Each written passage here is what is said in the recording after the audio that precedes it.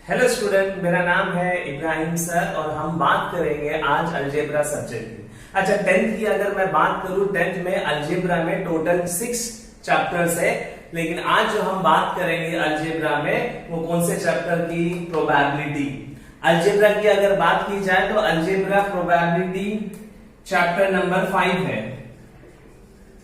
Algebra में probability है chapter number 5, जिसका बोर्ड में वेटेज अगर आप बात करोगे तो 8 मार्क्स का वेटेज है प्रोबेबिलिटी का। समझ में आ रहा है? तो इंपॉर्टेंट टॉपिक है। अलजेब्रा में टोटल 6 चैप्टर्स है पूरे सिलेबस में, उसमें से हम बात करने वाले हैं प्रोबेबिलिटी की। प्रोबेबिलिटी ये चैप्टर नंबर 5 है और ये इसका बोर्ड में वेटेज 8 मार्क्स के लिए। बहुत ही इंपॉर्टेंट टॉपिक है, आसान टॉपिक है, लेकिन एक कंडीशन है, अगर आपका कंसेप्ट क्लियर हुआ तो ये प्रोबेबिलिटी में बहुत मजा आता है सॉल्व करने के लिए, बहुत इंटरेस्टिंग है। लेकिन थोड़ा सा आप लोगों को क्या करना पड़ेगा? साथ देना पड़ेगा। जो मैं समझाऊं उसको आप लोगों को क्या करना पड़ेगा? रिवाइज करना पड़ेगा। तो जो मैं सिखाते जाऊंगा ऑन द सेम डे आप लोग रिवाइज करो, ये प्रोबेबिलिटी एकदम अच्छे से हो जाएगा। पूरे के पूरे 8 मार्क्स अपने हाथ में रहेंगे, लेकिन कंडीशन है प्रैक्टिस एंड रिविजन क्या है? मस्ट है। तो शुरुआत करते हैं आज के लेक्चर की, नाम है प्रोबेबिलिटी। तो बच्चों स्टार्ट करते हैं टॉपिक प्रोबेबिलिटी। तो पहले समझ लेते हैं भाई ये प्रोबेबिलिटी होता क्या है। तो प्रोबेबिलिटी बोले तो क्या होता है पता है क्या? ध्यान से देखो, प्रोबेबिलिटी बोले तो होता है चांसेस। प्रोबेबिलिटी बोले तो क्या होता है? चांसेस, या तो आप इसको पॉसिबिलिटी भी बोल सकते हो। समझ में आ गया? प्रोबेबिलिटी बोले तो क्या होता है? चांसेस होता है। प्रोबेबिलिटी बोले तो क्या होता है? पॉसिबिलिटी होता है। और आप लोग ध्यान से देखोगे ना, ये चांसेस, ये पॉसिबिलिटी वर्ड हम लोग डे टू डे लाइफ में भी बहुत बार इस्तेमाल करते हैं। कोई अगर आपसे पूछा भाई मूवी आते हो गया, तो आप लोग बोलते हैं ना 50% चांस है मैं आऊंगा, 50% चांस, यही चांस। कोई बोलता है भाई तुम इधर आ सकते हो क्या, मेरे घर पे आएगा? तो बोलूंगा यार बहुत कम पॉसिबिलिटी है। तो यही चांस, यही पॉसिबिलिटी को मैथमेटिकल टर्म में बोला जाता है प्रोबेबिलिटी। समझ में आ गया? तो प्रोबेबिलिटी मैथमेटिकल टर्म है और नॉर्मल लैंग्वेज में आप इसको बोल सकते हो चांसेस या तो पॉसिबिलिटी। समझ में आ गया? अच्छा, आज टॉपिक में अपन को सीखना क्या है, तो ध्यान से देखो, मैं एक छोटा सा एग्जांपल ले रहा हूं। अगर आपको कोई बोलता है बच्चा कि भाई आपका कोई स्टूडेंट या आपका कोई दोस्त है जो बोलता है कि चलो मूवी चलते हो, तो आप उसको बोलते हो भाई 50% चांस है मेरा आने का। तो जब आप बोलते हो 50% चांस है मेरा आने का, तो आप लोग डायरेक्टली बोलते हो या कुछ सोच के बोलते हो? तो भाई आप कुछ सोच के बोलते रहोगे, जैसे कि मम्मी का तो टेंशन नहीं है, मम्मी हाँ बोलने वाली, डैडी का प्रॉब्लम है, तो इसका मतलब 50% चांस है मैं आऊंगा।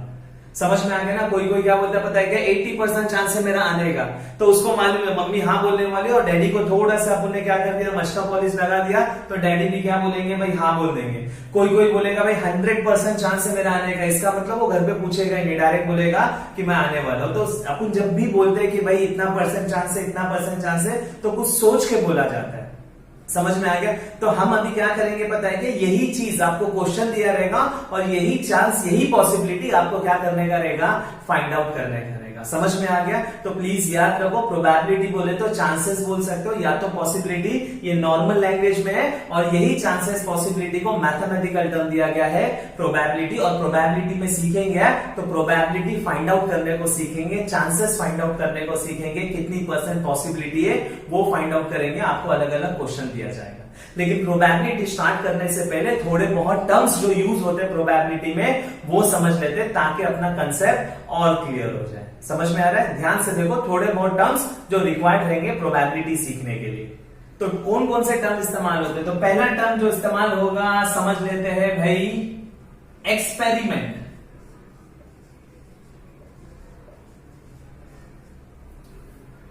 एक्सपेरिमेंट होता है। तो एक्सपेरिमेंट बोले तो नॉर्मल अपन साइंस वगैरह की लैब वगैरह में जो अपन करते हैं उसको भी क्या बोला जाता है? एक्सपेरिमेंट बोला जाता है। तो एक्सपेरिमेंट बोले तो क्या होता है पता है क्या? To perform certain task.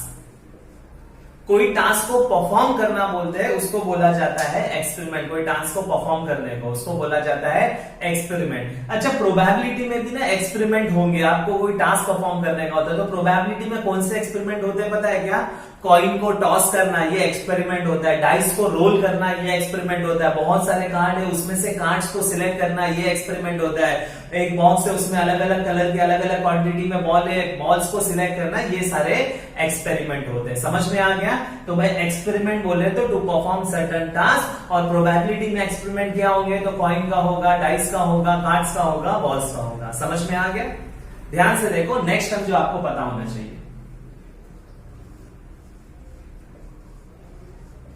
Outcome. अब आउटकम बोले तो क्या, आप लोग एक्सपेरिमेंट परफॉर्म करोगे, एक्सपेरिमेंट का कुछ ना कुछ रिजल्ट आएगा ना। आप लोग जब कॉइन को क्या करोगे, टॉस करोगे तो हवा पे नहीं रहेगा, वो जमीन पे गिरेगा, जमीन पे गिरने के बाद या तो हेड आएगा या तो टेल, उसका कुछ ना कुछ रिजल्ट आएगा। तो आप लोग जो भी एक्सपेरिमेंट परफॉर्म करोगे उसका कुछ ना कुछ रिजल्ट आएगा, वो रिजल्ट को बोला जाता है outcome, result of an experiment.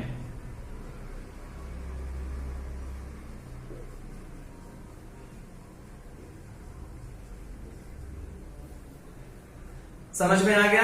तीसरा जो टर्म आपको पता होना चाहिए,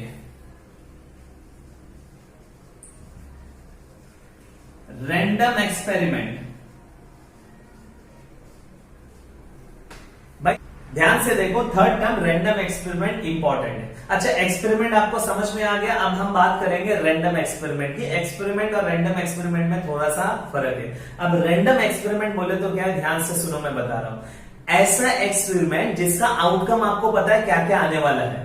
भाई इसका आउटकम, कोई भी एक्सपेरिमेंट जिसका आउटकम ये आएगा, ये आएगा, ये आएगा, ये आएगा, आपको पता है, लेकिन एग्जैक्टली क्या आएगा वो पता नहीं है। ऐसे एक्सपेरिमेंट को बोला जाता है रैंडम एक्सपेरिमेंट।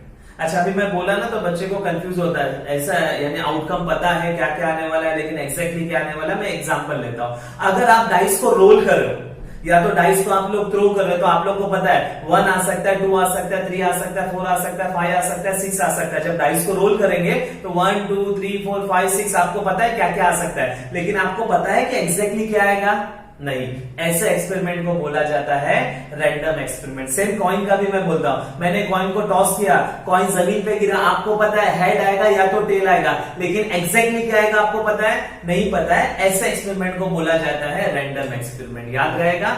तो प्रोबेबिलिटी में हर एक्सपेरिमेंट जो भी आपको क्वेश्चन आएगा वो रैंडम एक्सपेरिमेंट होगा। समझ में आ गया? अच्छा, ऐसा क्यों होता है पता है क्या? एक और तरीके से मैं रैंडम एक्सपेरिमेंट बता सकता हूं। कैसे पहचानने का कि भाई क्वेश्चन का जो रैंडम एक्सपेरिमेंट है, यानी कैसे पता है क्या? कोई भी ऐसा एक्सपेरिमेंट होगा ना जिसका आउटकम एक से ज्यादा होगा, ऐसे सारे एक्सपेरिमेंट होते हैं रैंडम एक्सपेरिमेंट। जैसे कि मैं सिंगल कॉइन को टॉस कर रहा हूं,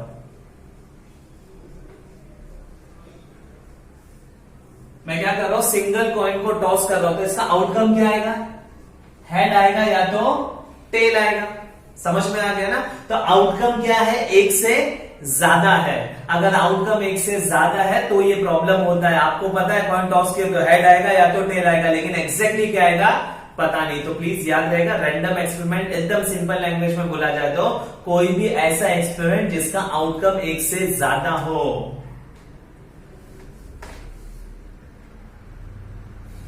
If outcomes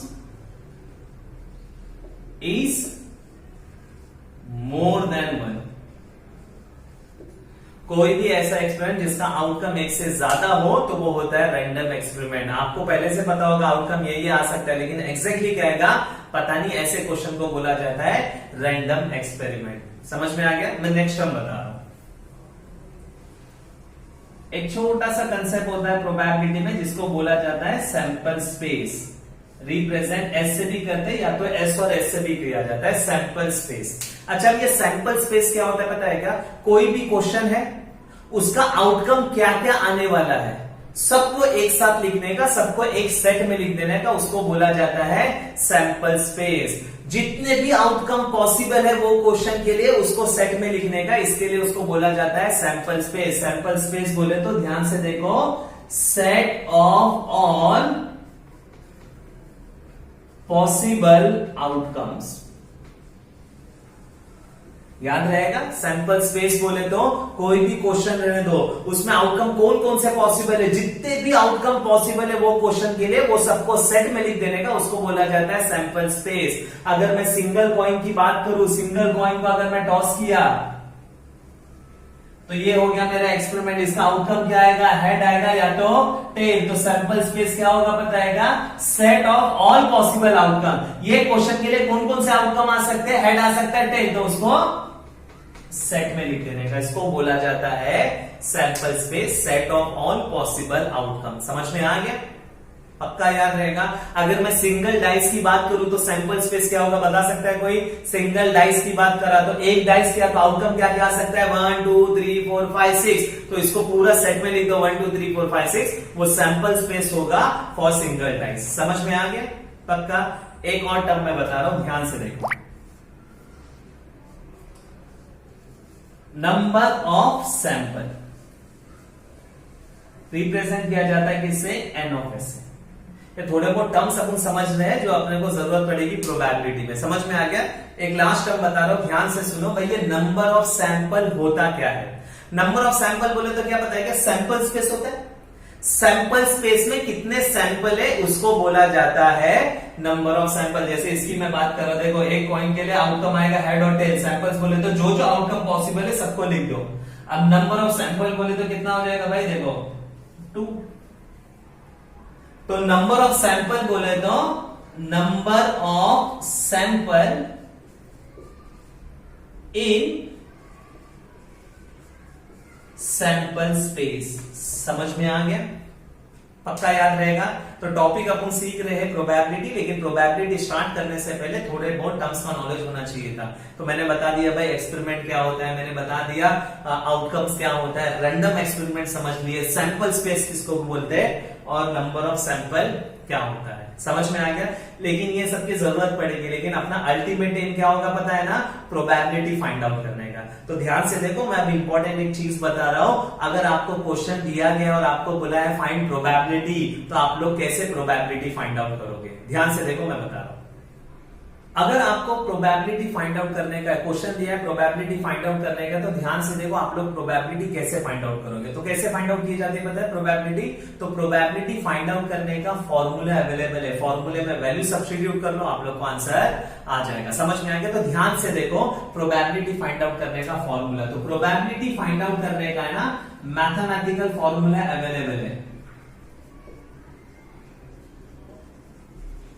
प्रोबेबिलिटी अगर आपको फाइंड आउट करने का है, तो प्रोबेबिलिटी फाइंड आउट करने का मैथमेटिकल फॉर्मूला अवेलेबल है, जो बोलता है probability of A is equal to N of A upon N of S. याद रहेगा। प्रोबेबिलिटी फाइंड आउट करने का मैथमेटिकल फॉर्मूला है probability of A is equal to N of A upon N of S. इसमें value substitute कर लो, आप लोग को आंसर आएगा। लेकिन वैल्यू सब्स्टिट्यूट करने से पहले समझ लेते भाई वैल्यू है क्या क्या। अब प्रोबेबिलिटी ऑफ ए, भाई ये ए होता क्या है पहले वो क्लियर कर लेते, समझ लेते हैं। प्रोबेबिलिटी ऑफ ए बोले तो होता क्या। अब ध्यान से देखो ना, आपको क्वेश्चन दिया गया भाई ऐसा हो गया, ये हो गया, ये हो गया, फाइंड प्रोबेबिलिटी। कभी ऐसा क्वेश्चन नहीं आएगा find probability. Find probability of what, वो दिया रहेगा। समझ में है ना, किसकी प्रोबेबिलिटी फाइंड आउट करने का वो दिया रहेगा, उसी को बोला जाता है ए। जिसकी प्रोबेबिलिटी फाइंड आउट करने का वो होता है ए। प्रोबेबिलिटी किसकी फाइंड आउट की जाती है, तो ए की फाइंड आउट की जाती है। तो ए को बोला जाता है इवेंट, ए को बोला जाता है कंडीशन, जिसकी प्रोबेबिलिटी क्या करना पड़ता है, फाइंड आउट। याद रहेगा, फाइंड प्रोबेबिलिटी ऑफ दिस, तो ये जो है ना इसको बोला जाता है इवेंट या तो कंडीशन। तो प्रोबेबिलिटी फाइंड आउट की जाती है इवेंट की। तो आप लोग ए को इवेंट बोल सकते हो या तो कंडीशन भी बोल सकते हो, जिसकी प्रोबेबिलिटी फाइंड आउट करने का है। Example, find probability of 2 head, तो 2 हेड इवेंट है। Find probability of 3 tail, find probability of 1 defective piece. समझ में आ गया। तो ये सारे के सारे क्या है, तो भाई ये सारे के सारे इवेंट है। समझ में आ रहा है, पक्का याद रहेगा। तो ध्यान से देखो, प्रोबेबिलिटी ऑफ ए बोले तो वो कंडीशन या इवेंट जिसकी प्रोबेबिलिटी फाइंड आउट करने का क्वेश्चन में क्लियर कर दिया रहेगा। फॉर्मूला है N of A upon N of S. अब भाई एन ऑफ ए क्या होता है, तो एन ऑफ ए ये क्या होता है पता है क्या, ये नंबर ऑफ सैंपल है। एन ऑफ एस क्या है, ये भी नंबर ऑफ सैंपल है। सही है, लेकिन दोनों में थोड़ा सा फर्क है। मेरे को बताओ, ये एन ऑफ ए बोले तो नंबर ऑफ सैंपल है किसका, ए बोले तो क्या, इवेंट। नंबर ऑफ सैंपल है इवेंट का, और ये नंबर ऑफ सैंपल है किसका, टोटल का। समझ में आ गया, number of sample sample space का है, ये पूरे क्वेश्चन का नंबर ऑफ सैंपल है और ये इवेंट का नंबर ऑफ सैंपल है। समझ में आ रहा है मैं क्या बता रहा हूं आप लोगों को, समझ में आ गया ना। तो probability of A is equal to N of A upon N of S. ऊपर होगा नंबर ऑफ सैंपल किसका, इवेंट का, नीचे क्या होगा, टोटल नंबर ऑफ सैंपल, बोले तो सैंपल स्पेस का नंबर ऑफ सैंपल, और ये इवेंट का नंबर ऑफ सैंपल होगा। तो मॉरल ऑफ द स्टोरी क्या मैं बोल सकता हूं पता है क्या, अगर प्रोबेबिलिटी आपको फाइंड आउट करना है तो प्रोबेबिलिटी फाइंड आउट करने के लिए आपको दो number of sample find out करना पड़ता है, एक इवेंट का नंबर ऑफ सैंपल और एक टोटल नंबर ऑफ सैंपल। ये दो number of sample find out करो, पुट अप करो, आपको प्रोबेबिलिटी मिल जाएगा। समझ में आ गए, पक्का याद रहेगा। तो इन शॉर्ट अपन क्या बोल सकते हैं पता है क्या, प्रोबेबिलिटी खेल है किसका पता है क्या, नंबर ऑफ सैंपल का। तो अगर आपको कोई बोलता है ना प्रोबेबिलिटी आने के लिए क्या आना चाहिए, तो भाई बच्चे लोग को number of sample find out करने के लिए आना चाहिए। एक बार number of sample find out करने के लिए आ गया, आप लोग दो number of sample find out करो, इवेंट का टोटल का, आपको प्रोबेबिलिटी मिल जाएगा। समझ में आ गया, पक्का याद रहेगा। तो हमको सीखना रहेगा प्रोबेबिलिटी फाइंड आउट करने के लिए नंबर ऑफ सैंपल कैसे फाइंड आउट किया जाता है। अच्छा, ये जो प्रोबेबिलिटी फाइंड आउट करने का फॉर्मूला मैंने ये मैथमेटिकल फॉर्मूला दिया हुआ है, जनरल लैंग्वेज में भी आप लोग प्रोबेबिलिटी को क्या कर सकते हो, डिफाइन कर सकते हो। Probability is equal to favourable condition upon total condition. याद रहेगा, probability is equal to favourable condition upon total condition. Now what do you mean by favourable condition, बोले तो N of A, total condition बोले तो N of S. बस दोनों में फर्क क्या है पता है क्या, ये मैथमेटिकल टर्म में लिखा हुआ है और ये नॉर्मल लैंग्वेज में लिखा है, दोनों का मतलब एक ही है, favourable condition upon total condition. समझ में आ गया, पक्का याद रहेगा।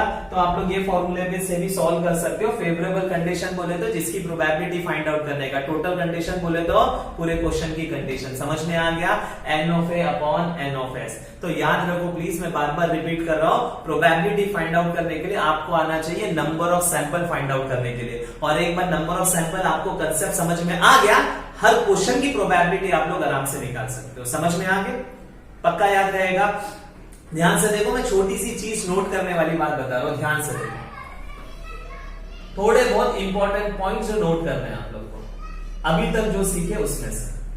सब में पहली बात, प्रोबेबिलिटी का जो आंसर है ना, वो हमेशा न्यूमरेटर अपॉन डिनोमिनेटर आता है, क्योंकि फॉर्मूला ही वही है, देखो ना, N of A upon N of S. कभी भी प्रोबेबिलिटी ऐसा नहीं होगा probability equal to 7, probability is equal to 10, नहीं। हाँ, परसेंटेज बात में है तो बात अलग है, क्योंकि 10% बोले तो 10 अपॉन 100, समझ में आ गया ना। लेकिन परसेंट नहीं है, खाली बोल रहा है प्रोबेबिलिटी इज इक्वल टू 7, 8, ऐसा हो ही नहीं सकता। प्रोबेबिलिटी हमेशा आएगा न्यूमरेटर अपॉन डिनोमिनेटर, ये पहली नोट करने वाली बात है, याद रहेगा, पक्का। तो जब भी आपको बोला ना फाइंड प्रोबेबिलिटी, तो आप लोग पहले से याद रखो भाई, न्यूमरेटर अपॉन डिनोमिनेटर आंसर वाला है। डिनोमिनेटर में टोटल कंडीशन होगी और न्यूमरेटर में फेवरेबल कंडीशन, इवेंट का नंबर ऑफ सैंपल, नीचे टोटल नंबर ऑफ सैंपल। समझ में आ गया। सेकेंड पॉइंट जो आपको याद रखने का, नोट करने का, ध्यान से देखो, ये भी एक इंपॉर्टेंट पॉइंट है। एक चीज अच्छी क्या पता है कि ये जो इवेंट होता है ना, इवेंट वो टोटल में सही होता है। ये जो फेवरेबल कंडीशन होगी ना, वो टोटल में से ही होगी, टोटल के बाहर नहीं जाएगी। टोटल बोले तो पूरी, और जो इवेंट होगी फेवरेबल कंडीशन, वो उसी में से होने वाली है। समझ में आ रहा है ना मैं क्या बोल रहा हूं। तो फेवरेबल कंडीशन टोटल में से ही होगी, इसका मतलब क्या है पता है क्या, एक बार टोटल कंडीशन आप लोग को मिल गया ना, नंबर ऑफ सैंपल उसी में से ढूंढने का है, number of sample of N event. समझ में आ गया। तो इससे क्या पता चल रहा है पता है क्या, टोटल कंडीशन है ना बड़ी होगी as compare to number of sample of N event, event से बड़ी होगी टोटल कंडीशन। तो डिनोमिनेटर हमेशा आपका बड़ा होना चाहिए। तो अगर आप प्रोबेबिलिटी सॉल्व कर रहे हो और प्रोबेबिलिटी सॉल्व करते टाइम अगर आपका ऐसा आंसर आ गया, तो समझ जाओ गलत है। रीजन क्या है पता है ना, प्रोबेबिलिटी में डिनोमिनेटर में टोटल कंडीशन होती है और ऊपर फेवरेबल कंडीशन होती है। फेवरेबल कंडीशन हमेशा टोटल कंडीशन में से ही आएगी, इसका मतलब टोटल कंडीशन हमेशा ज्यादा होगी। तो डिनोमिनेटर हमेशा क्या होगा, बड़ा होगा, न्यूमरेटर बड़ा नहीं हो सकता। तो प्लीज अगर डिनोमिनेटर बड़ा है इसका मतलब प्रोबेबिलिटी का आंसर हमेशा 1 से छोटा आता है, ये मेरे को बताना था, याद रहेगा। तो प्रोबेबिलिटी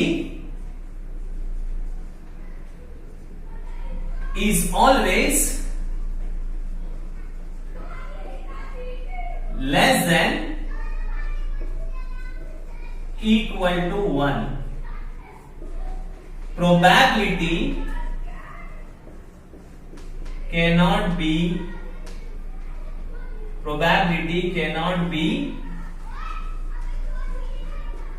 greater than 1।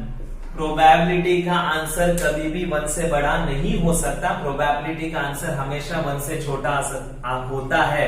तो प्लीज अपने पास क्या पता है कि आंसर वेरीफाई करने के लिए ये नॉलेज काम आता है। आप लोग प्रोबेबिलिटी का क्वेश्चन सॉल्व कर रहे हो और डिनोमिनेटर छोटा आ गया, इसका मतलब आपने गलत सॉल्व किया। आप लोग प्रोबेबिलिटी सॉल्व कर रहे, आपने पॉइंट में आंसर ले गया, फॉर एग्जांपल से आपको सॉल्व करने के बाद आ रहा 1.25, सब समझ जाने का रॉन्ग है। क्यों? क्योंकि प्रोबेबिलिटी का आंसर 1 से बड़ा नहीं हो सकता। प्रोबेबिलिटी में अगर न्यूमरेटर डिनोमिनेटर फॉर्म है तो डिनोमिनेटर हमेशा बड़ा होना चाहिए, याद रहेगा। तो पहली चीज मैंने नोट करा दिया, प्रोबेबिलिटी का आंसर हमेशा न्यूमरेटर और डिनोमिनेटर फॉर्म में होना चाहिए और डिनोमिनेटर हमेशा बड़ा होगा। प्रोबेबिलिटी का आंसर कभी भी 1 से बड़ा नहीं हो सकता, मैंने रीजन भी बता दिया।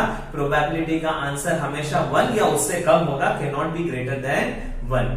समझ में आ रहा है? तो अभी हम थोड़ा सा टॉपिक को और आगे बढ़ाते हैं। अब मेरे को सारी चीजें पता चल गई, प्रोबेबिलिटी होता क्या है मेरे को पता चल गया, प्रोबेबिलिटी में थोड़े बहुत टर्म्स का मेरे को नॉलेज आ गया, प्रोबेबिलिटी फाइंड आउट करने का मेरे को फॉर्मूला भी पता चल गया। लेकिन फॉर्मूले में आपको क्या लाना चाहिए, नंबर ऑफ सैंपल। तो मैं अभी थोड़ा सा बात कर लेता हूं नंबर ऑफ सैंपल की। एक बार ये नंबर ऑफ सैंपल का समझ में आ गया कंसेप्ट, तो फिर हम स्टार्ट करेंगे सम्स। समझ में आ गया? ध्यान से देखो नंबर ऑफ सैंपल का कंसेप्ट। तो बात करेंगे नंबर ऑफ सैंपल की। अच्छा, खाली एक चीज मैं बता दूं, वापस याद रहेगा ना, नंबर ऑफ सैंपल इंपॉर्टेंट क्यों है? क्योंकि भाई प्रोबेबिलिटी निकालने के लिए, एक प्रोबेबिलिटी फाइंड आउट करने के लिए आपको 2 नंबर ऑफ सैंपल निकालना पड़ता है, इवेंट और एक टोटल नंबर ऑफ सैंपल। तो नंबर ऑफ सैंपल निकालने आ गया, बोले तो आपको प्रोबेबिलिटी आ गया। तो मैं अभी स्टार्ट कर रहा हूं नंबर ऑफ सैंपल कैसे फाइंड आउट किया जाता है। ध्यान से देखो, मैं एक एक करके टॉपिक ले लूंगा, फिर अपने एक्सरसाइज वाइज क्या करेंगे, सम सॉल्व करेंगे। ध्यान से देखो, मैं बात कर रहा हूं कॉइन्स की, क्योंकि मैंने बताया ना प्रोबेबिलिटी में क्वेश्चन किसके ऊपर आएंगे, कॉइन्स के ऊपर आएंगे, डाइस के ऊपर आएंगे, कार्ड्स वगैरह पे आ सकते हैं। फिलहाल अपन बात करेंगे कॉइन्स में। अगर क्वेश्चन कॉइन का है तो नंबर ऑफ सैंपल क्या होता है, कैसे फाइंड आउट किया जाता है। ध्यान से देखो, बात हो रही है कॉइन्स की।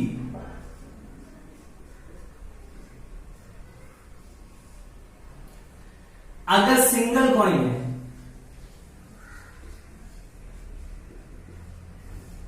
सिंगल कॉइन को अगर अपन टॉस करते हैं तो आप लोग को पता रहेगा जो सैंपल स्पेस होता है, याद रहेगा ना, एस बोले तो सैंपल स्पेस। सैंपल स्पेस बोले तो अभी थोड़ी देर पहले अपन ने डिस्कस किए थे, सैंपल स्पेस बोले तो कोई भी क्वेश्चन के लिए कितने आउटकम पॉसिबल है सबको लिख देने का।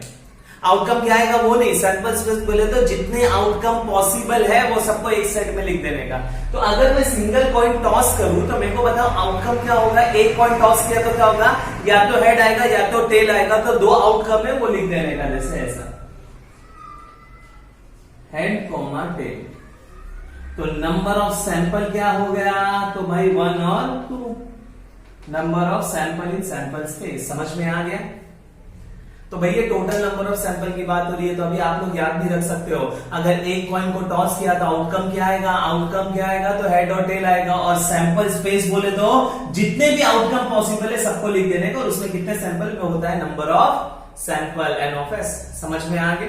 पक्का याद रहेगा। अच्छा, एक छोटा सा शॉर्टकट तरीका भी है।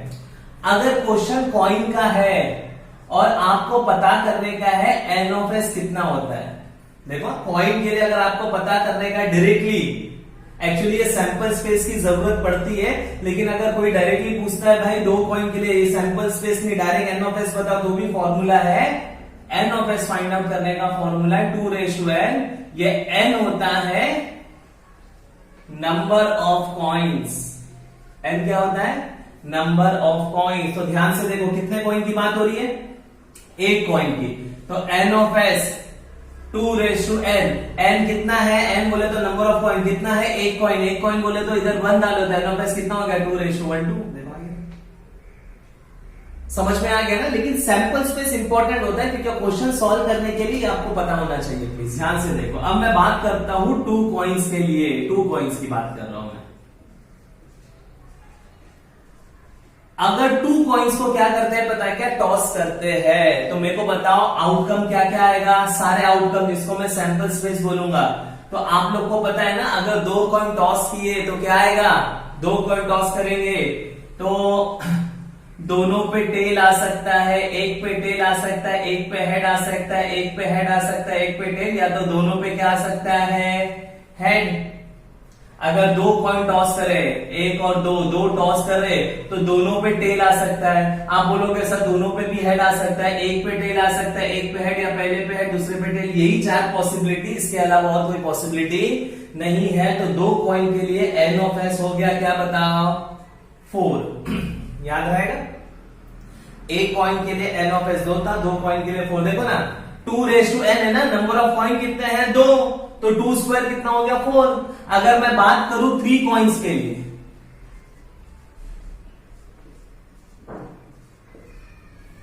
अगर मैं 3 कॉइन की बात करूं 1 2 3, तो सैंपल स्पेस क्या होगा पता है ना, कैसे आएगा। तो सैंपल स्पेस बोलोगे इस पे टेल, इस पे टेल, इस पे टेल आएगा, फिर आप बोलोगे इस पे टेल, इस पे हेड, इस पे टेल आ सकता है, सब पे हेड आ सकता है, हेड टेल आ सकता है। तो आप लोग पहले पता कर लो कि भाई टोटल कितनी कंडीशन आएगी, वो कौन कैसे पता चलेगा। तो ये फॉर्मूले से आप लोग को पता चलता है। 2:n बोले तो 3 कॉइन, 2 क्यूब है ना, 2 क्यूब कितना होता है 8। तो 8 अलग अलग कंडीशन आएंगी।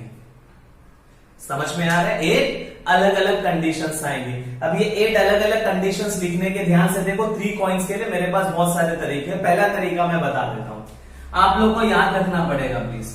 जैसे कि टेल टेल टेल, फिर क्या होगा, टेल टेल, इस पे हेड आ जाएगा, टेल टेल हेड, फिर tell head head, tail head head, फिर टेल हेड हेड हो गया, फिर हेड टेल हेड ले लो, चलो हेड टेल हेड। सही है। आप लोग ने 4 लिख दिए, लेकिन ऐसे तरीके से जाओगे ना तो थोड़ा कंफ्यूजन होता है, कौन सा लिखे कौन सा नहीं लिखे। तो भी क्या करने का, 4 लिख दिए ना, अब 4 एग्जैक्टली इसके ऑपोजिट लिखने का। मेरे को बताओ हेड टेल हेड का ऑपोजिट क्या होगा पता है, टेल हेड टेल। इसका उल्टा लिख दो। अब इसका उल्टा हो गया, अब इसका उल्टा लिखो एच टी टी। अब इसका उल्टा लिखो एच एच टी। अब इसका उल्टा लिखो एच एच एच। तो देखो ये एक तरीका है।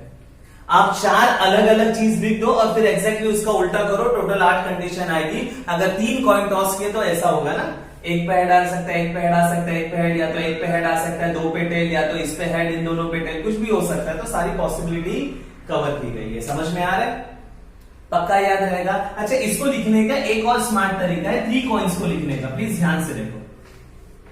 आप लोगों को 2 कॉइन्स का तो याद हो जाएगा ना, tail tail tail head head tail head head.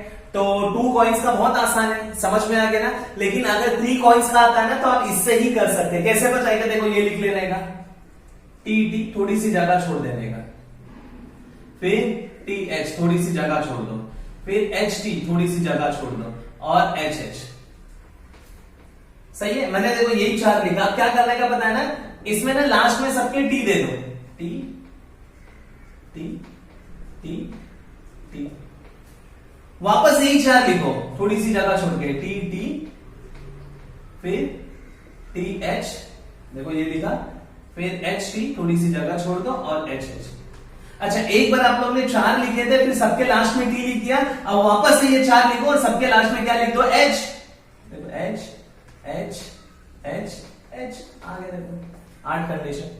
ये भी एक तरीका है। ये 4 का याद है ना आपको, तो लास्ट में एक बार सबके टी डाल दो, एक बार सबके एच डाल दो, आपको 8 मिल जाएगा। तो ये एक अच्छा तरीका है। मेरे पास एक और तरीका है 3 कॉइन्स के लिए। और याद रखो, ये जो मैं 3 कॉइन्स के लिए बता रहा हूं ना, तो अगर क्वेश्चन में 4 कॉइन्स वगैरह आ गया, वैसे चांसेस कम है, लेकिन आ गया तो आप लोग याद रख सकते हो। ध्यान से देखो, मेरे को बता दो 4 कॉइन है तो टोटल कंडीशन कितनी होगी पता है, इधर 4 डालो, नंबर ऑफ कॉइन 4, 2:4 बोले तो 16 कंडीशन, 16 अलग अलग कंडीशन लिखने का है। बच्चों को भारी पड़ता है 8 कंडीशन लिखने को, आप लोग को भारी पड़ रहा है, तो 16 कंडीशन लिखने के लिए भारी। तो अब जो मैं तरीका सिखा रहा हूं ना, वो बेस्ट तरीका है। 16 कंडीशन लेने दो, 32 कितनी भी कंडीशन ये तरीके से कर सकते हो। क्या करने का पता है ना, 3 कॉइन का है ना, तो 3 क्या आएंगे, कॉलम्स आएंगे। याद रखो 3 कॉलम आने वाले हैं, 3 कॉइन है तो 3 कॉलम। तरीका, सब में पहला टी लिखने का, फिर H, T H, T H, T H.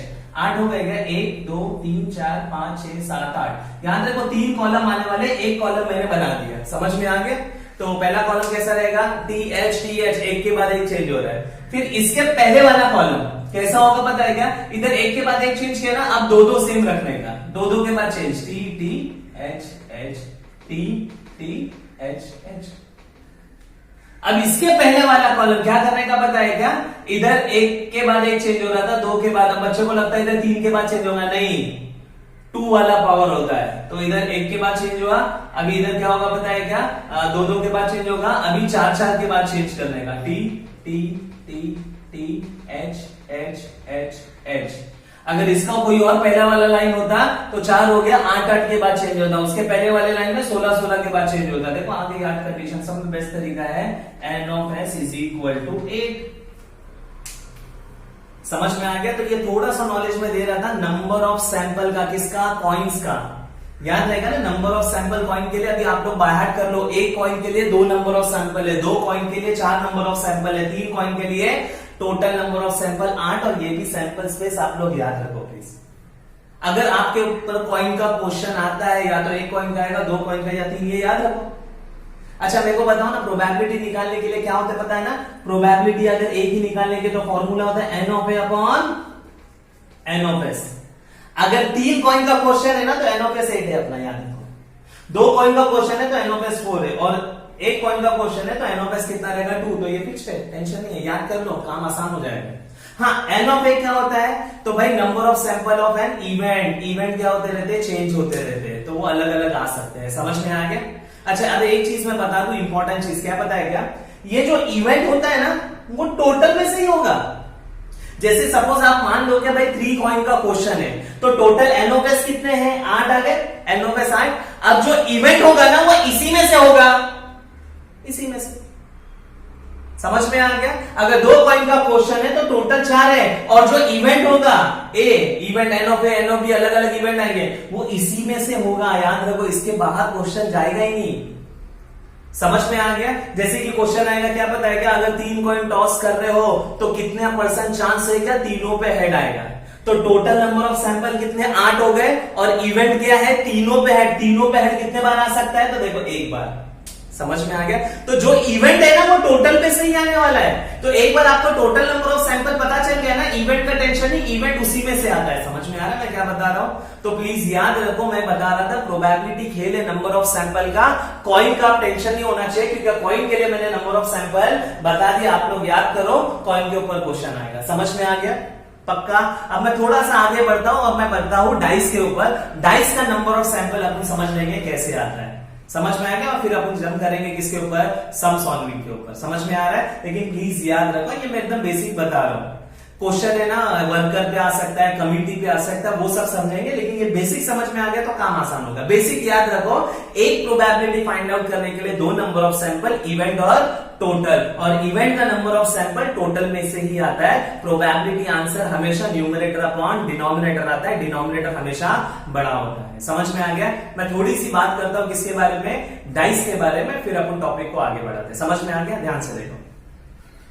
समझ लेते हैं नंबर ऑफ सैंपल का कंसेप्ट डाइस में। अच्छा डाइस तो आप लोग को पता रहेगा ना, लूडो वगैरह में आप लोग ने यूज किया रहेगा खेलने के लिए, कुछ इस तरह से दिखाई देता है। समझ में आ गया ना। तो भाई डाइस को टोटल क्या होता है पता है क्या, 6 फेस होते हैं, 6 फेस होते हैं डाइस को, जिसके ऊपर 1 लिखा, 2 3 4 5 6 ऐसा लिखा हुआ होता है। और जो ऊपर होता है, टॉप मोस्ट पे होता है ना, उसको अपर मोस्ट फेस भी कहा जाता है डाइस का। तो अब ध्यान से देखो, अगर मैं डाइस थ्रो कर रहा हूं, अगर 1 डाइस थ्रो कर रहा हूं, 2 डाइस थ्रो कर रहा हूं, तो भाई कितने नंबर ऑफ सैंपल होंगे। ध्यान से देखो, अगर मैं 1 डाइस की बात कर रहा हूं, सिंगल डाइस की बात कर रहा हूं, अगर मैं सिंगल डाइस की बात कर रहा हूं, अगर मैं 1 डाइस रोल करता हूं या थ्रो करता हूं, तो आप लोग मेरे को बताओ आउटकम क्या क्या आएगा। 1 डाइस थ्रो किया तो आउटकम क्या आ सकता है, 1 आएगा, या तो 2 आएगा, या तो 3, या तो 4, या तो 5 या 6, 6 में से कुछ भी आ सकता है। सैंपल स्पेस बोले तो क्या होता है पता है ना, सैंपल स्पेस जितने भी आउटकम आने वाले हैं, क्या आएगा उससे लेना देना नहीं, जितने भी आउटकम पॉसिबल है वो क्वेश्चन के लिए सबको एक साथ लिख देने का। तो इसके लिए सिंगल डाइस के लिए क्या क्या आउटकम आएंगे, एक साथ देखो 1 2 3 4 5 6, एन ऑफ एस हो गया कितना 6। समझ में आ गया। अच्छा, जैसे मैंने अभी थोड़ी देर पहले बताया था ना, कॉइन के लिए भी आप पहले ही नंबर ऑफ सैंपल बता सकते हो डायरेक्टली। तो देखो डाइस के लिए भी आप नंबर ऑफ सैंपल डायरेक्टली बता सकते हो, ये वाला फॉर्मूला इस्तेमाल कर सकते हैं 6:n, n होता है नंबर ऑफ डाइस। अगर एक डाइस है तो 6:1 1 आ जाएगा इधर 1, 6:1 कितना होता है 6। अगर मैं 2 डाइस की बात करूं, 2 डाइस की अगर मैं बात करता हूं, अगर मैं 2 डाइस की बात करता हूं तो सैंपल स्पेस आप लोग को लिखना पड़ेगा, लेकिन 2 डाइस के लिए नंबर ऑफ सैंपल कितने होंगे, तो भाई n के जगह पे 2 डालो, नंबर ऑफ डाइस कितने हैं 2 2, 6 स्क्वायर कितना होता है 36। देखो ये लिखने के पहले ही मैं बता सकता हूं ये वाले फॉर्मूले से, तो आप लोग याद रख सकते हो। अगर कोई पूछा डायरेक्टली 3 डाइस का बताओ, समझ में आ गया ना, तो 6 क्यूब आएगा 36 इंटू 6 आप लोग कर लेना, समझ में आएगा 216 हो जाता है। समझ में आ रहा है। अब ध्यान से देखो, 2 डाइस के लिए मेरे को सैंपल स्पेस लिखने का, 2 डाइस के लिए सैंपल स्पेस, तो 1 डाइस है 2 डाइस है, समझ में आ गया ना। अब 2 डाइस में थ्रो कर रहा हूं, चलो मैंने 2 डाइस को रोल किया, आउटकम क्या क्या आ सकता है, तो 1 डाइस पे 1 आएगा, दूसरे डाइस पे भी 1 आएगा। एक कंडीशन ये है, टोटल अगर मैं 2 डाइस थ्रो कर रहा हूं तो टोटल कितनी कंडीशन है सब लिखने का।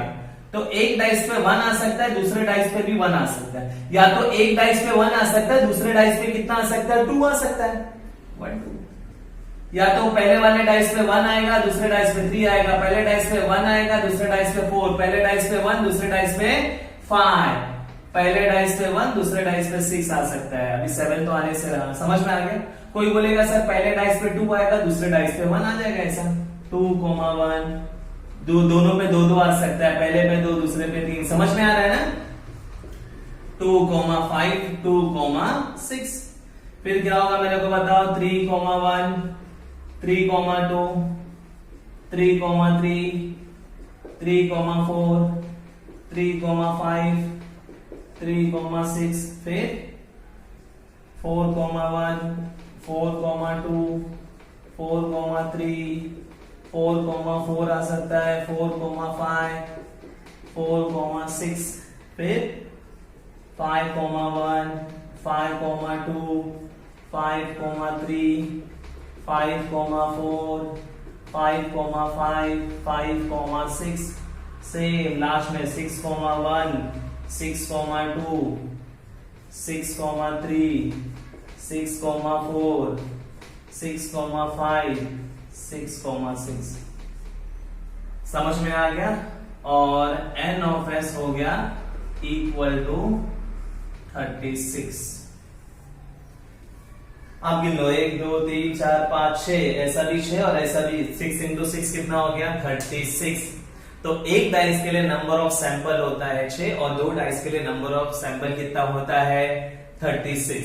अच्छा, कभी कभी आप लोग क्वेश्चन पढ़ोगे ना तो डाइस की जगह पे डाई भी लिखा हुआ होता है।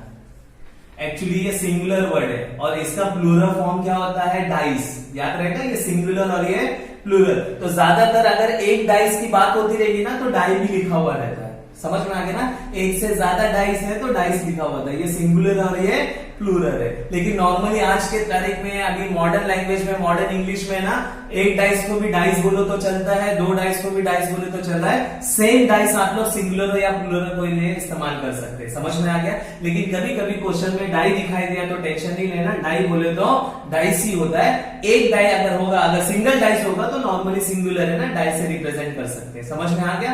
तो डाई बोलो या डाइस बोलो बात एक ही है, लेकिन अगर एक ही डाइस की बात हो रही है तो डाई भी बोला जाता है, एक से ज्यादा है तो डाइस बोला जाता है, सिंगुलर, और ये इसका प्लूरल फॉर्म है, समझ में आ रहा है। तो ये छोटा सा कंसेप्ट था नंबर ऑफ सैंपल का, किसमें डाइस में। अच्छा अब याद रखो, अगर एक डाइस का क्वेश्चन आता है, वापस में बता दूं, अगर आपको P of A is equal to N of A upon N of S है, सही है, आपको प्रोबेबिलिटी बोला गया फाइंड आउट करने के लिए, और एक डाइस का है तो आप लोग का एक डाइस के लिए ये तो फिक्स है 6, N of A, number of sample event change होगा, समझ में, वो किसमें से होगा, वो इसमें से होगा। अगर 2 डाइस का क्वेश्चन है तो ये फिक्स है 36, और जो इवेंट होगा वो उसी में से होगा। चलो एक एग्जांपल में बता देता हूं, देखो क्वेश्चन आएगा if single dice is throne, एक डाइस थ्रो कर रहे हो तो कितना परसेंट चांस है इवन नंबर आने का? ध्यान से देखो, मैं बता रहा हूं, क्वेश्चन समझ लो। If a single dice is thrown find the probability of getting even number. एक डाइस थ्रो कर रहा हो तो इवन नंबर आने का कितना परसेंट चांस है? मैं डायरेक्टली ऐसे ही समझ करके बता रहा हूं। देखो प्रोबेबिलिटी ऑफ ए फॉर्मूला है n of A upon n of s। अगर एक डाइस में थ्रो कर रहा हूं तो टोटल कंडीशन कितनी है? 6। Total condition 6। हमेशा पहला टोटल कंडीशन लिख देने का। अब इवेंट बोले तो जिसकी प्रोबेबिलिटी फाइंड आउट करने का। क्वेश्चन क्या था? If a single dice is thrown find the probability of getting even number. तो इवेंट क्या है तुम्हारा? Even number. तो एक डाइस थ्रो कर रहा हो तो कितना परसेंट चांस है इवन नंबर आने का? तो इवेंट तुम्हारा इवन नंबर है। अच्छा, इवेंट तुम्हारा इवन नंबर है और इवेंट कहां से आएगा? इसी में से आएगा। तो देखो कितने इवन नंबर है, तो 2 4 6 ये इवन नंबर है। तो 1 2 3 थी, खत्म। प्रोबेबिलिटी 3/6। डिनोमिनेटर बड़ा है, आंसर करेक्ट है, क्योंकि डिनोमिनेटर टोटल कंडीशन इवेंट होता है, उसी में से आता है। तो प्लीज ये जो प्रोबेबिलिटी टॉपिक है ना, थोड़ा सा आप लोग अगर दिमाग से करोगे ना तो ये टॉपिक बहुत आसान है। इसका एक भी क्वेश्चन इधर नहीं इधर नहीं होगा। ये प्रोबेबिलिटी जो टॉपिक है बहुत आसान है, इसका एक भी क्वेश्चन इधर उधर नहीं होगा। आप लोग आराम से इसको क्या कर पाओगे? सॉल्व कर पाओगे। समझ में आ रहा है? तो मैंने कॉइन के लिए बता दिया, डाइस के लिए बता दिया। अच्छा, एक आधा क्वेश्चन और आता है कमिटी के ऊपर।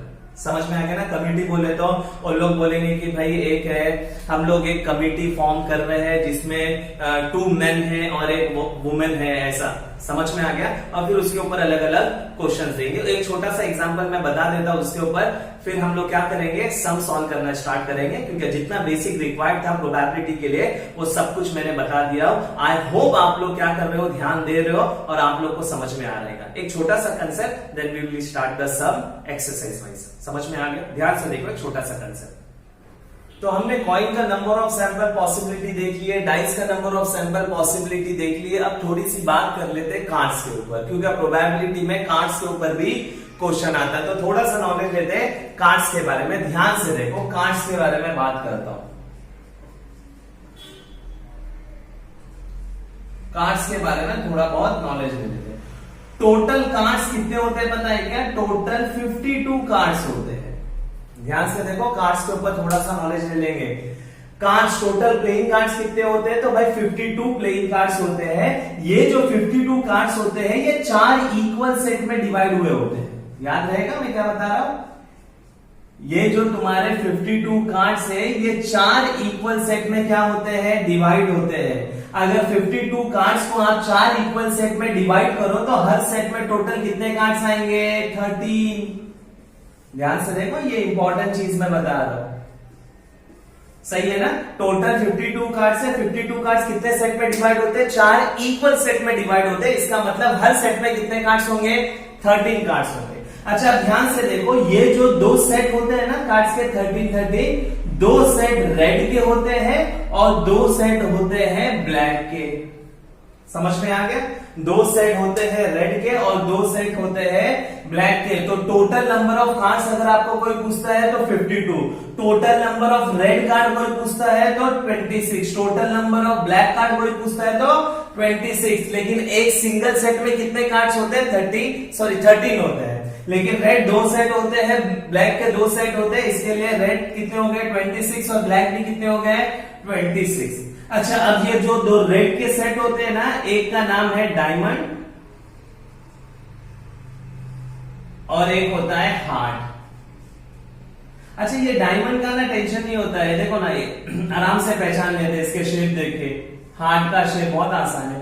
थोड़ा सा बच्चे लोग को प्रॉब्लम होता है ये जो ब्लैक के जो सेट होते हैं ना, उसका नाम याद रखने के लिए। देखो, एक क्या होता है पता है क्या? स्पेड होता है और एक होता है क्लब। प्लीज याद रखो नाम। समझ में आ गया? तो भाई ये जो स्पेड है वो कैसा दिखाई देता है? ये फॉर्म में होता है स्पेड, ऐसा दिखाई देता है स्पेड। और क्लब कैसा दिखाई देता है? तो ऐसा दिखाई देता है क्लब। समझ में आ गया? तो प्लीज 4 सेट याद रखो। दो ब्लैक के होंगे, दो रेड के होंगे।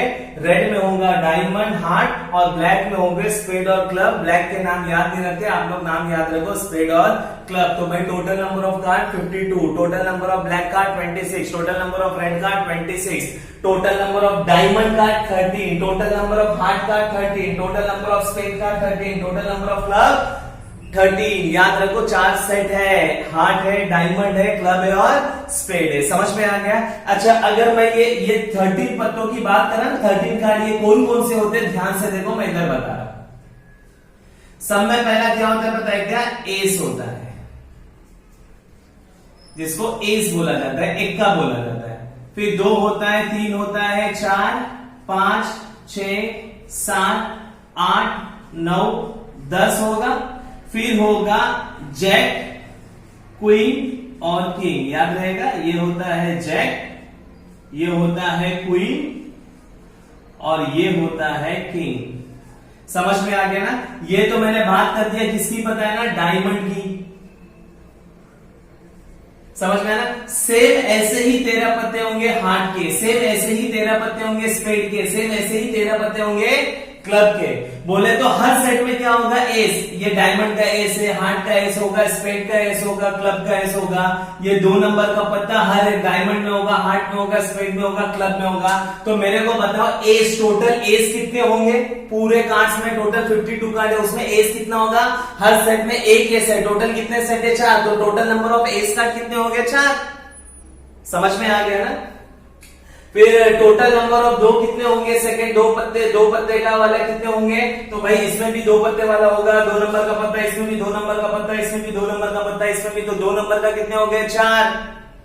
कोई बोलेगा जैक, तो इसका जैक, इसका जैक, इसका जैक, इसका जैक, टोटल 4 जैक होंगे, 4 किंग होंगे, 4 क्वीन होंगे। प्लीज ये सब याद रखो, क्वेश्चन सॉल्व करने में बहुत काम आता है ये सब। तो टोटल 52 कार्ड्स, 2 कार्ड्स क्या होंगे? 2 सेट होंगे, किसके? 4 इक्वल सेट में डिवाइड होते हैं। 2 सेट ब्लैक के, 2 सेट रेड के। देखो मैं कितने बार रिपीट कर रहा हूं, दिमाग में एकदम फिट कर लो। समझ में आ गया ना? हर सेट में 13 पत्ते होंगे। डायमंड के कौन से, सॉरी अपना रेड कार्ड के कौन से है? एक डायमंड है और एक हार्ट है। ब्लैक कार्ड के कौन से 2 सेट है? एक क्लब है और एक स्पेड है। हर सेट में कितने पत्ते होते हैं? तो भाई 13 पत्ते होते हैं। कौन से? एस, 2, 3, 4, 5, 6, 7, 10 तक आ जाने का। जैक, क्वीन और किंग। समझ में आ गया? तो total number of king 4, total number of queen 4, total number of jack 4। हर पत्ते 4-4 होते हैं। अच्छा, एक और चीज मैं बताते रहो, ध्यान से देखो, एक इंपॉर्टेंट चीज। टोटल 13 पत्ते हैं, यहां से देखिए ये 10 पत्ते हैं और ये 3 पत्ते हैं। समझ में आ गया? ये 10 पत्ते और ये 3 पत्ते, ये 10 पत्ते अलग होते हैं, ये 3 पत्ते थोड़े से अलग होते हैं। क्या फर्क है पता है ना? जैक में, क्वीन और किंग में सपोज ये किंग का कार्ड है ना, ये किंग का कार्ड है ना, तो किंग के कार्ड में क्या बना हुआ रहता पता है? किंग बना हुआ रहता है, किंग का फोटो बना हुआ रहता है। जैक का फेस बना हुआ रहता है, क्वीन का फेस बना हुआ रहता है, किंग फोटो बना हुआ रहता है। इसके लिए ये 3 पत्तों को फेस कार्ड बोला जाता है। क्या बोला जाता है? Face card. और ये 10 पत्ते को बोला जाता है नॉन फेस कार्ड। याद रहेगा? समझ में आ गया ना?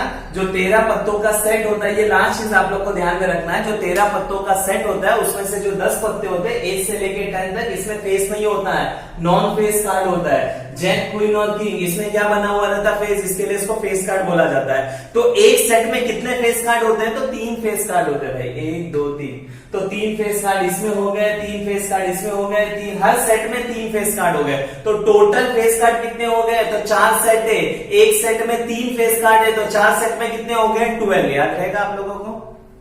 पक्का समझ में आ गया? तो प्लीज ये सब चीजें याद रखो, अगर कार्ड्स के ऊपर क्वेश्चन आया तो ये सब चीजें आप लोगों को काम आएगी। समझ में आ गया ना? टोटल कितने हैं, रेड के टोटल कितने हैं, ब्लैक के टोटल कितने हैं, 4 कौन से डिफरेंट सेट है, डायमंड के कितने पत्ते होते हैं, हार्ट के कितने पत्ते होते हैं, कितने फेस कार्ड होते हैं, कितने नॉन फेस कार्ड होते हैं, एस कार्ड कितने होते हैं, जैक, क्वीन, किंग कितने होते हैं। समझ में आ गया ना? एक बार आप अच्छे से समझ लो, टेंशन नहीं रहेगा। प्लीज समझ में आ रहा है? मैं एक लास्ट चीज की थोड़ी सी बात कर लेता हूं। देखो मैंने कॉइन का आपको कंसेप्ट बता दिया, मैंने आपको डाइस का कंसेप्ट बता दिया, मैंने कार्ड्स का कंसेप्ट बता दिया। कभी कभी ना छोटा सा क्वेश्चन आता है कमिटी वगैरह को लेके, समझ में आ गया ना? मैं थोड़ी सी उसकी बात कर लेता हूं, फिर अपन स्टार्ट करेंगे क्या पता है, एक्सरसाइज वाइज सम सॉल्व करना स्टार्ट करेंगे। ध्यान से समझ में आ रहा है? ध्यान से देखो प्लीज। थोड़ा सा डिस्कशन कर लेते हैं कमिटी टाइप के क्वेश्चन के ऊपर। कभी कभी क्वेश्चन आ जाता है आपको कमिटी में, थोड़ा सा एग्जांपल लेता हूं। ध्यान से देखो, 2 मेन है, 2 वुमेन है, सही है ना? 2 मेन है, 2 वुमेन है। आप लोगों को क्या करने का पता है कि एक कमिटी बनाने की जिसमें 2 पर्सन आने चाहिए। ध्यान से सुनो, कमिटी के ऊपर कैसा क्वेश्चन आता है। आपको बोला जाएगा इतने मैन है, इतने वुमेन है, आपको एक कमिटी बनाने की है जिसमें 2 पर्सन होगा। समझ में आ गया ना? अच्छा, अब ध्यान से देखो, उन लोग अलग अलग क्या देंगे पता है क्या, कंडीशन देंगे। 2 पर्सन कमिटी में आपके 2 पर्सन होना चाहिए। अब 2 पर्सन कौन से होंगे बताओ? देखो इधर मैन और वुमेन बोला है, लेकिन टोटल देखो ना, इधर 2 मैन है, 2 वुमेन है, तो टोटल कितने हो गए पता है क्या? 4 पर्सन हो गए। पर्सन बोले तो सब आ जाएंगे। समझ में आ गया ना? टोटल 4 पर्सन है, उसमें से आपको एक कमिटी बनानी है, लेकिन कमिटी में क्या होना चाहिए? 2 ही पर्सन होना चाहिए। अच्छा, अब आपसे अगर कोई पूछेगा ना भाई 2 पर्सन कौन से हो सकते हैं, तो आप क्या बोलेंगे पता है ना? कितनी अलग अलग पॉसिबिलिटी है? 2 पर्सन अलग अलग कितनी पॉसिबिलिटी होगी 2 पर्सन की, कैसे बनेगा? तो आप लोग बोल सकते हैं कि भाई दोनों मैन हो सकते हैं, 2 मैन हो सकते हैं, या तो आप लोग बोलोगे दोनों वुमेन हो सकते हैं, या तो क्या होगा, एक मैन और एक वुमेन। समझ में आ गया ना? 2 पर्सन की अगर आपको कमिटी बनाने की है तो 2 पर्सन में कौन हो सकते हैं? दोनों मैन हो सकते हैं, या तो दोनों वुमेन हो सकते हैं, या तो एक मैन हो सकता है और एक वुमेन। समझ में आ गया? तो भाई ये सब टाइप के क्वेश्चंस आएंगे किसके ऊपर? कमिटी के ऊपर। कभी कभी क्या होगा पता है क्या ना, आपको बोला जाएगा भाई 2 मैन है, 2 वुमेन है, जैसे 2 मैन, मैन 1 ले लो, मैन 2 ले लो, वुमेन 1 ले लो, वुमेन 2 ले लो। भाई टोटल 4 पर्सन है, आपको एक कमिटी बनाने की जिसमें 2 पर्सन होगा। 2 पर्सन में ऐसी कमिटी बनाओगे, एक मैन होगा और एक वुमेन। तो आप लोग मेरे को बताओ कितनी अलग अलग पॉसिबिलिटी आएगी एक मैन और एक वुमेन की। तो ध्यान से देखो, एक मैन एक वुमेन चाहिए। मैन 1 हो सकता है, वुमेन 1 हो सकता है, एक कमिटी ऐसी बन सकती है। या तो बोलेंगे भाई मैन 1 हो सकता है और वुमेन 2, सेकेंड वुमेन भी तो हो सकती है, ये भी एक पॉसिबिलिटी है। और कौन सी पॉसिबिलिटी है? तो मैन 2, वुमेन 1 और मैन 2 और वुमेन 2। देखो ये 4 अलग अलग पॉसिबिलिटी बनेगी अगर आपको 2 पर्सन की कमिटी बनाने का, जिसमें कंपलसरी एक मैन और एक वुमेन चाहिए, तो अपने पास 4 पॉसिबिलिटी है। तो भाई ये सब टाइप के क्वेश्चंस आएंगे कमिटी के ऊपर। जब मैं क्वेश्चंस लूंगा, एग्जांपल सॉल्व करूंगा ना, तो कंसेप्ट और क्लियर हो जाएगा। तो मैं थोड़ा सा बता देता हूं सब स्टार्ट करने से पहले, प्रॉब्लम सेट एक्सरसाइज स्टार्ट करने से पहले, कि अब तक हमने किया क्या। सब में पहला मैंने बात किया था probability, introduction to probability. Probability होता क्या है वो सब हमने समझे थे। उसके बाद में मैंने बात किया था भाई important terms related to probability, जिसमें अपने समझे थे एक्सपेरिमेंट क्या होता है, रैंडम एक्सपेरिमेंट क्या होता है। फिर मैंने बोला अगर आपको प्रोबेबिलिटी फाइंड आउट करने का, तो प्रोबेबिलिटी फाइंड आउट करने का मैथमेटिकल फॉर्मूला है n of a upon n of s, number of sample of N event upon total number of sample, जिसको आप पॉसिबिलिटी भी बोल सकते हो।